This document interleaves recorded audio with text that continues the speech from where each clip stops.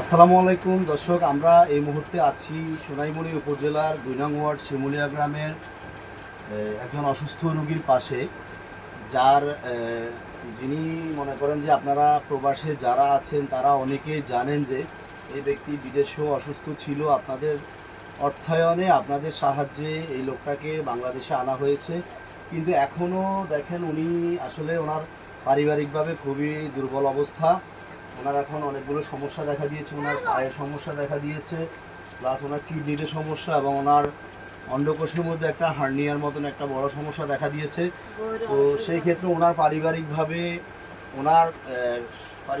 এমন কোনো সামর্থ্য নেই যে ওনার জন্য 10 টাকা খরচ করবে বা ওনাকে ডাক্তার দেখাবে।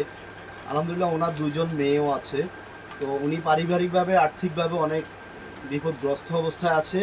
তো আমি বিশেষ করে আপনাদের প্রবাসী, আমার শিমুলিয়া বা সোনাইমুড়ি ২ নং ওয়ার্ডের সোনাইমুড়ি উপজেলার মধ্যে যারা প্রবাসী আছেন, আমি আপনাদের কাছে আমার আকুল আবেদন থাকবে যে এই ব্যক্তিটির পাশে এসে দাঁড়ানোর জন্য। এই লোকটি অসহায়, আমরা অনেক দিন ধরে উনি আমাদের কাছে ঘুরতেছে ওনাকে সাহায্য করার জন্য, কিন্তু আমাদের পক্ষে সম্ভব হচ্ছে না, যেটা আমরা অনেক চেষ্টা করেছি অনেক দিক থেকে। তো আপনারা একটা জিনিস মাথায় রাখবেন, মানব সেবা মানুষের জন্যই। মানব সেবায় সবাই এগিয়ে আসতেছেন।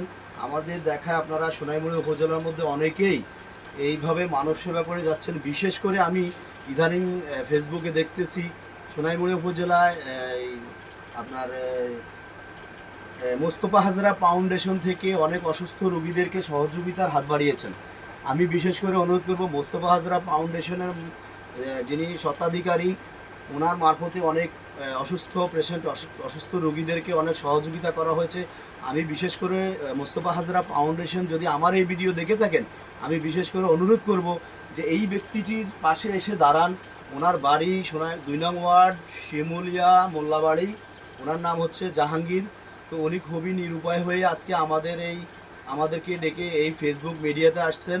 তো ওনার আসলে সমস্যা একটা দিকে না, ওনাকে আমরা অনেকবার চেষ্টা করেছি কয়েকটা হাসপাতালে ট্রিটমেন্ট করানোর জন্য, কিন্তু ওনার কিডনিতে সমস্যা, ওনার পায়ে একটা গ্যাংগ্রিন হয়েছে, গ্যাংগ্রিনের মতন একটা পায়ে একটা সমস্যা, উনি হাঁটতে পারে না, এবং ওনার অন্ডকোষে একটা হার্নিয়ার মতন একটা টিউমার হয়েছে, যার কারণে ওনার এখন পর্যন্ত কোনো অপারেশন করানো যায় নাই। তা আমি ওনার আর্থিক অবস্থাও এতটা সচ্ছল না যে উনি এটার জন্য একটা ভালো ট্রিটমেন্ট করবে। তো বিশেষ করে আমি প্রবাসী ভাইদেরকে বিশেষভাবে অনুরোধ করব, আমাদের স্ক্রিনে দেওয়া নাম্বারটা বিকাশ নাম্বার থাকবে, ওনার পারিবারিক বিকাশ নাম্বার। এবং আর একটু অনুরোধ করব, আমি আমার এলাকার শিমুলিয়া গ্রামের প্রভাবশালী বা সোনাইমুড়ি উপজেলার